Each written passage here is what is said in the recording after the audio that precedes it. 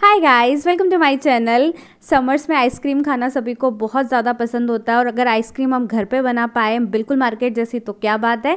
तो आज मैं आपके साथ वनीला आइसक्रीम की रेसिपी शेयर करने जा रही हूँ। ये हम सिर्फ 3 इंग्रेडिएंट के साथ में बनाएंगे और मुंह में रखते ही घुल जाएगी, इतनी टेस्टी ये बनेगी।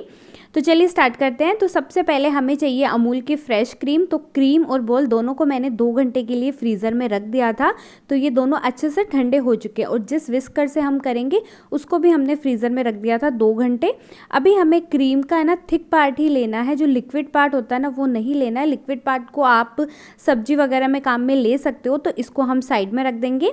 और इस क्रीम को वापस से मैंने आधे घंटे के लिए फ्रीज़र में रख दिया था, तो ये एकदम चिल्ड हो चुकी है। और नीचे हमने आइस बोल रखा है ताकि क्रीम जब हम विप करें तो उसका टेम्परेचर ज़्यादा ना हो जाए, टेम्परेचर मेंटेन रहे। उससे क्या होगा, क्रीम बहुत अच्छे से विप होती है। अगर आप ये क्रीम अच्छे से विप करोगे तो इस पर केक पे भी आप आइसिंग अच्छे से इसकी कर पाओगे। तो स्टार्टिंग में हम इसे 1 से 2 मिनट के लिए लो स्पीड पे विप करेंगे। उसके बाद हम इसे हाई स्पीड पे तब तक विप करेंगे जब तक कि इसके सॉफ्ट पीक्स नहीं बन जाते। और क्रीम कैसे विप करते हैं इसका डिटेल वीडियो मेरे चैनल पे है, सो उसका लिंक मैं डिस्क्रिप्शन बॉक्स में दे दूँगी। और आप बिना इस क्रीम के भी आइसक्रीम बना सकते हो, उसके भी बहुत सारे वीडियोज़ मैं शेयर कर चुकी हूँ। और मलाई से क्रीम बनाना, दूध से क्रीम बनाना, तो सबके लिंक आपको डिस्क्रिप्शन बॉक्स में मिल जाएंगे, सो ज़रूर से चेक कर लेना। क्रीम विप करते टाइम 1 से 2 बारी आप स्पून से पूरी क्रीम को साइड से अच्छे से मिक्स कर दें, ताकि जो कॉर्नर पे क्रीम रह जाती है ना वो भी अच्छे से विप हो। नहीं तो क्या होता है, वो अच्छे से विप नहीं होती है। और जो लिक्विड पार्ट हमने क्रीम का नहीं लिया वो इसीलिए नहीं लिया क्योंकि उससे फिर आइसक्रीम में है ना आइस क्रिस्टल जम जाते हैं। सो वो हमें बिल्कुल भी नहीं लेना चाहिए। उसको आप सब्जी में किसी भी डेजर्ट में आप काम में ले सकते हो।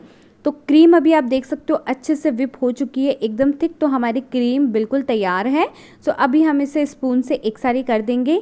तो क्रीम विप होके बिल्कुल तैयार हो गई है। अब हम इसमें आधा कप के करीब कंडेंस मिल्क डालेंगे। ये मैंने 1 किलो दूध से कंडेंस मिल्क घर पे ही बनाया है।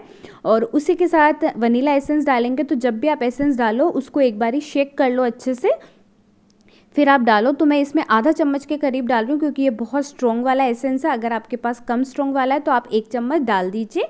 अब वापस से हम इसे एक बारी अच्छे से मिक्स कर देंगे। आप चाहे तो यहाँ पे स्पून से भी कर सकते हो या फिर आप इससे भी कर सकते हो।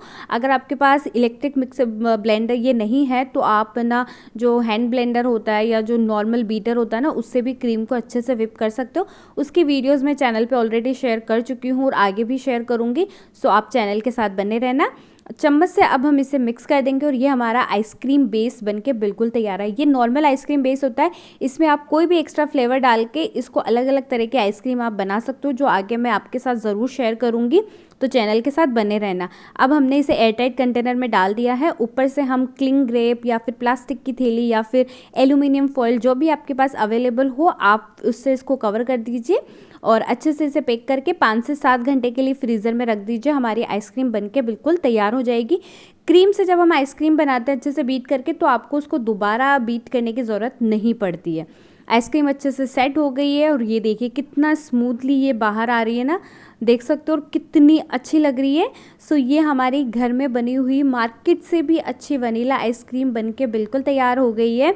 आई होप आपको गाइज आज की ये रेसिपी पसंद आई होगी। सो अब इसे बारी आती है गार्निशिंग करने की, तो आप इसे चॉप नट के साथ भी गार्निश कर सकते हो। मैं इसे मेल्टेड चॉकलेट के साथ कर रही हूँ क्योंकि चॉकलेट जब हम आइसक्रीम पे डालेंगे ना तो वो जम जाती है, फिर जब हम खाते हैं तो जो उसके क्रिस्टल आते हैं ना उससे ये बहुत ज़्यादा टेस्टी लगती है।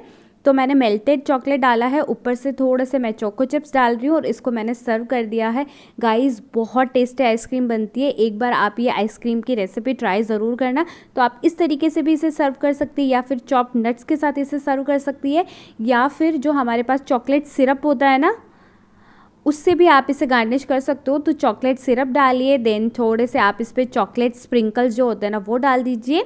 तो इस तरीके से भी आप सर्व कर सकते हैं। कम्प्लीटली आप पे कि आपको इसे किस तरीके से सर्व करना है, किस तरीके से इसे और भी ज़्यादा अट्रैक्टिव बनाना है।